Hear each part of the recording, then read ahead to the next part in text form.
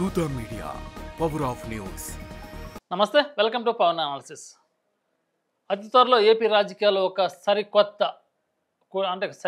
నిర్ణయాన్ని కూటమి ప్రభుత్వం తీసుకోబోతుంది. వైసీపీ అధినేత మాజీ సీఎం ప్రస్తుత పులివెందుల ఎమ్మెల్యే వైఎస్ జగన్మోహన్ రెడ్డి గారు అతి త్వరలోనే జైలు మెట్లు ఎక్కబోతున్నారు. రీసెంట్గా ఈ సూచనలు ఎందుకంటే రీసెంట్గా ఏపీలో మద్యం కుంభకోణంలో భారీగా అవినీతి జరిగిందని కూటమి ప్రభుత్వం సిట్ తోటి విచారణ జరుపుతుంది. అయితే దీనికి సంబంధించిన కీలక నేతలైతే వాళ్ళ లిస్టు ఇప్పుడు తయారు చేస్తున్నారు. అయితే గత వైఎస్ఆర్సీపీ ప్రభుత్వంలో చూసాం, మన 5 ఏళ్ల కాలంలో ఈ దేశంలో ప్రతి రాష్ట్రంలో మద్యం లిక్కర్ షాప్ దగ్గర యూపీఐ పేమెంట్ ఉంది, కానీ ఒక్క ఏపీలోనే ఓన్లీ క్యాష్ పేమెంట్. అంటే ఈ బ్లాక్ మనీ అంతా ఎక్కడికి వెళ్ళింది? స్టేట్ అంటే ప్రజలకు చెందిందా, ప్రజల దగ్గరికి వెళ్ళిందా, లేకపోతే సెంట్రల్ అంటే కేంద్రానికి వెళ్ళిందా? మరి ఎంపీలు ఎమ్మెల్యేలు జైలుకి వెళ్ళాయన అంటే ఈ పరిణామాల మధ్య కూటమి ప్రభుత్వం విచారణ దర్యాప్తును ముమ్మరం చేసింది, స్టార్ట్ చేసేసింది ఆల్రెడీ. అయితే ఈ తరుణంలోనే అతి త్వరలోనే వైఎస్ జగన్మోహన్ రెడ్డి ఖచ్చితంగా జైలు మెట్లే అవకాశాలు అయితే స్పష్టంగా కనబడుతుంది.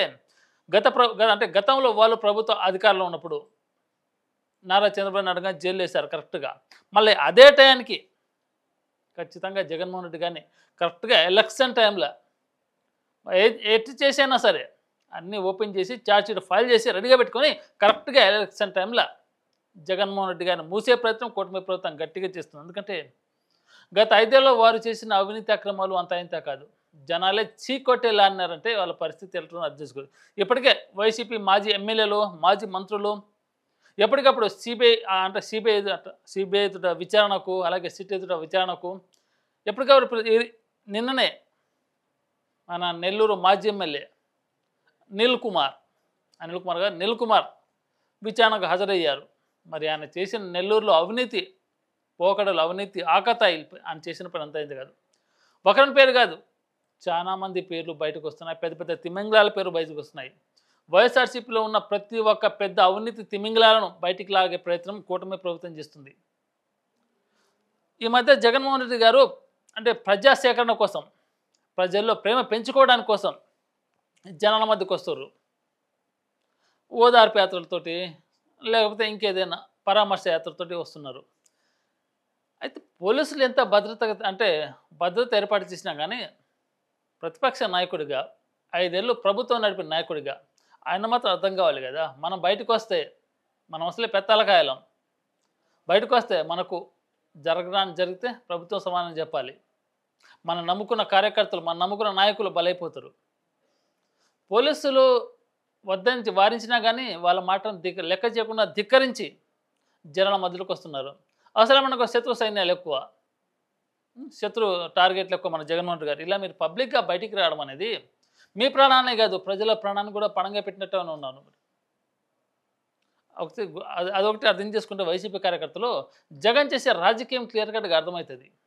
ఇప్పుడు సామాన్య కార్యకర్తలు ఏదో ఎమ్మెల్యేనో ఎంపీనో బయటికి వెళ్తే 1-3 వస్తారు, 10 మంది వస్తారు. కానీ మీలాంటి పెత్తలకాయ వచ్చినప్పుడు మనకు శత్రువుల అడుగుజాడలు ఉంటాయి. మన మీద శత్రువుల కన్ను ఉంటుంది. ఎప్పుడు బయటకు వస్తే ఎప్పుడు దొరుకుతాడా, ఎప్పుడు వేసేద్దామని చూస్తున్నారు. అలాంటిది మీరు పోలీసులతో అనుమతి లేకుండా బయటకు వచ్చి జనాల మధ్య తిరిగితే వాళ్ళు మిమ్మల్ని వేసేపోయి పుట్టుకున్న జనాలు తగ్గితే ఆ బుల్లెట్, దానికి కారణం మీరే కదా. ఆ బాధ్యత మీరు తీసుకోగలరా? 5 సంవత్సరాలు ప్రభుత్వం నడిపిన వ్యక్తిగా ఒక ప్రతిపక్ష నాయక హోదా లేకపోయినా ఆ బాధ్యత మీకు ఉండాలి. ప్రకాశం జిల్లాలో, నెల్లూరు జిల్లా ఎక్కడిక్కడ పర్యటిస్తున్నారు ఓదార్పు యాత్ర అని చాలా మంది కార్యకర్తలు పరామర్శించడానికి. ఈ పరామర్శల పేరుతోటి మీరు జనాల్లోకి వెళ్ళి ఎంత లోతుకి వెళ్ళినా కానీ, మీరు ఎంత ఓదార్పు యాత్రలు చేసినా కానీ, పరామర్శల యాత్రలు చేసినా కానీ ఆ జనాలే కదా మిమ్మల్ని చీకొట్టింది.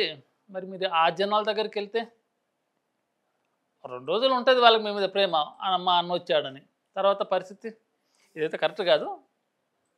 ఒక మాజీ సీఎంగా ఖచ్చితంగా ప్రభుత్వాధికారి మీకు కొన్ని నియమాలు తూచా తప్పకుండా ఉంటాయి. వైఎస్ జగన్మోహన్ రెడ్డి గారు మీరు ఖచ్చితంగా ప్రభుత్వం పోలీసుల చర్యలను ధిక్కరించకుండా, గత ప్రభుత్వంలో వాళ్ళు ధిక్కరించారో లేదో కానీ మీరైతే ఒక ప్రతిపక్ష హోదా లేకపోయినా ఎప్పుడో ఖచ్చితంగా ప్రభుత్వం మాటలు వినాల్సిందే. మీరు పరామర్శల పేరుతోటి, ఓదార్పు యాత్రల పేరుతో జనాల ప్రాణాలతో ఆడుకో. ఇప్పటికే చాలా మంది చనిపోయారు మీ మూలంగా. కింద పడి ఒకరు, కారు కింద పడి ఒకరు, ఇలా మీ మూలంగా ప్రాణనష్టం జరుగుతుంటే దానికి ప్రతి దానికే కూటమి ప్రభుత్వం సమాధానం చెప్పాలి. ఆ విధంగా మీరు ప్రేలాపన చేస్తే, కాలయాపన చేస్తే ఖచ్చితంగా రాబోయే రోజుల్లో కూటమి ప్రభుత్వం మీకు గట్టిగా షాక్ ఇస్తది. గతంలో మీరు అధికారంలో ఉన్నప్పుడు చంద్రబాబు నాయుడు గారు కరెక్ట్ ఎలక్షన్ టైంలోనే లోపలేశారు. మళ్ళీ ఇప్పుడు కూడా కూటమి ప్రభుత్వం అన్నీ రెడీ చేసుకుంటుంది. ఒక్కొక్కటి ఎలక్షన్స్ మొత్తం ఒక ఫైల్ దగ్గర పెట్టుకొని కరెక్ట్ ఎలక్షన్ టైంలోనే మేము లేసే విధంగా ప్రణాళిక రూపొందిస్తుంది. అది మీకు అర్థం కావట్లేదు. మనమే తోపుతున్నలాగా బయటికెళ్ళి జనాల మధ్యలో ప్రేమ సంపాదించుకుందాం. మీరు నిజమైన రాజకీయ నాయకుడైతే నిస్వార్థంగా సేవ చేయండిలే కానీ ఇలా ప్రజల మధ్యలోకి వెళ్ళి ప్రజలను అంటే ప్రజల ప్రాణాలు తీసే విధంగా మనం వెళ్తే బాగోదు కదా. ఒక ప్రతిపక్ష నాయకుడు, ఒక మాజీ సీఎంగా మీరు ఏపీలో ఇప్పుడు ఒక పెద్ద పొలిటీషియన్, మీరు ఏపీలోనే second largest number of party మీది. అలాంటి వైఎస్ఆర్సీపీ పార్టీని అధినేత మీరు, మాజీ సీఎం, ఎంతో హోదా, పలుకుబడి, ఇలా జనాల దగ్గరికి చెప్పపట్టుకొని వెళ్తే అటు పోలీసు వ్యవస్థ కాదు, ప్రజా వ్యవస్థ కాదు, అలాగే అక్కడ ప్రభుత్వాలు కూడా ఏం చేయలేవు. జనాల ప్రాణాలు మీరు డైరెక్ట్గా తీస్తున్నట్టు ఉంటుంది ఆడ. మరి దీని మీద ఖచ్చితంగా ప్రభుత్వం చర్యలు తీసుకుంటుంది కదా. మీ ప్రభుత్వం ఉన్నా కానీ మీరు చేసే పని అదే. ఇప్పుడు వేరే ప్రభుత్వం కన్నా చేసే పని అదే. కాకపోతే మీకు అర్థం కావట్లేదు అది. మనం ప్రేమతో మనం అంటే జనాల దగ్గరికి వెళ్తున్నాం. జనాలు అంటే మనకు మమేకమై మన మీద ప్రేమ కురిపిస్తారు, చిరునవ్వుల వర్షం కురిపిస్తారని జనాలు మీ దగ్గరికి వెళ్తే అంత సింపతి రాదు. జస్ట్ 2 రోజులే ఉంటుంది ఆ సింపతి. తర్వాత మీ ప్రజాభిప్రాయం జీరోకి వస్తుంది. మీరు ఆంధ్రప్రదేశ్లో నెల్లూరు, ప్రకాశం జిల్లా పర్యటిస్తుందే AP deputy CM Pawan Kalyan గారు మీ పులివెందుల గడ్డ మీద పర్యటిస్తున్నారు. మరి ఆ విధంగా కూడా మీరు తారసపడవచ్చు కదా పవన్ కళ్యాణ్ గారికి. మీ బలమేంటి అనుబలం చూపించుకోవచ్చు కదా. అయితే ఇప్పుడు వైఎస్ఆర్సీపీ నేతలు ఒకటే అనుకున్నారు, ఏదేమన్నా సరే 2029లో మళ్ళీ వైఎస్ఆర్సీపీ అధికారం రావాలి, దానికి ఏం చేయడానికైనా సిద్ధంగా ఉన్నామని ఒకటైతే ప్రకటించేశారు. ఇంకోటి ఏంటంటే ఇప్పటికే వైఎస్ఆర్సీపీ ఎంపీలు, మాజీ మంత్రులు, మాజీ ఎమ్మెల్యేలు వరుసగా జైలుకి వెళ్తున్నారు, విచారణకి వెళ్తున్నారు. అంటే రాబోయే రోజుల్లో వైఎస్ఆర్సీపీ పార్టీ ఆంధ్రప్రదేశ్లో కనుమరుగైపోయే రోజులు కూడా చాలా దగ్గరగా ఉన్నాయని స్పష్టంగా కనబడుతుంది ఇది. ఎందుకంటే ఎటువంటి ప్రజాదరణ లేని పార్టీ. 5 సంవత్సరాలు అధికారం ఇచ్చినా కానీ కనీసం ప్రతిపక్ష హోదాన్న ఇవ్వాలి.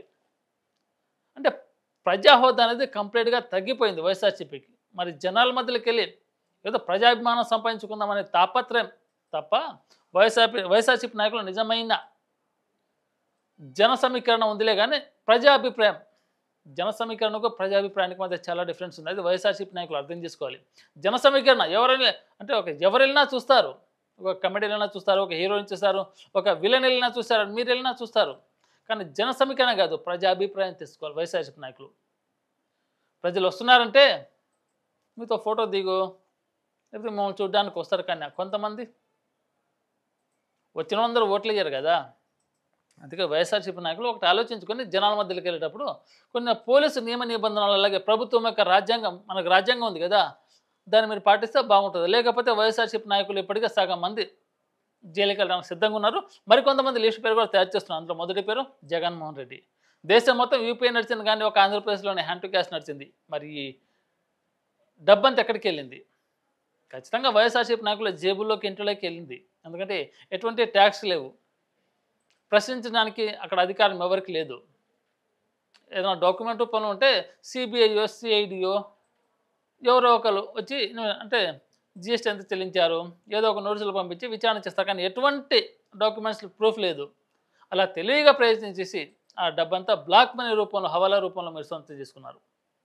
అందుకే ఆ దిశగా కుటుంబ ప్రభుత్వం ముందుకు వెళ్తే మొదటి జగన్ గారిని, ఆంధ్రప్రదేశ్ మాజీ సీఎం వైఎస్ఆర్సీపీ అధినేత జగన్మోహన్ రెడ్డి గారిని 2029 ఎన్నికల లోపు, అంటే ఒక సంవత్సరం ముందు కావచ్చు, 1.5 సంవత్సరం ముందు కావచ్చు, ఖచ్చితంగా లోపల వేసే ప్రయత్నం ఖచ్చితంగా జరుగుతుంది. ఆ దిశగా వైఎస్ఆర్సీపీ నాయకులు గుర్తుంచుకోవాలి. జనాల మధ్యలోకి వెళ్ళకండి, వెళ్తే పోలీసు నియమాలు పాటించండి. రాజ్యాంగం ముందు మనకు కూటమి ప్రభుత్వం తూచా తప్పకుండా ఖచ్చితంగా వైఎస్ఆర్సీపీ నాయకులకు హెచ్చరికలు జారీ చేస్తుంది. వెళ్ళకండి, ప్రజలు చచ్చిపోతున్నారు, ఇప్పటికే మీ వల్ల చాలా మంది చచ్చిపోయారు, కుటుంబాలు అనాథ పిల్లలు నడి రోడ్డు మీద పడుతున్నారు.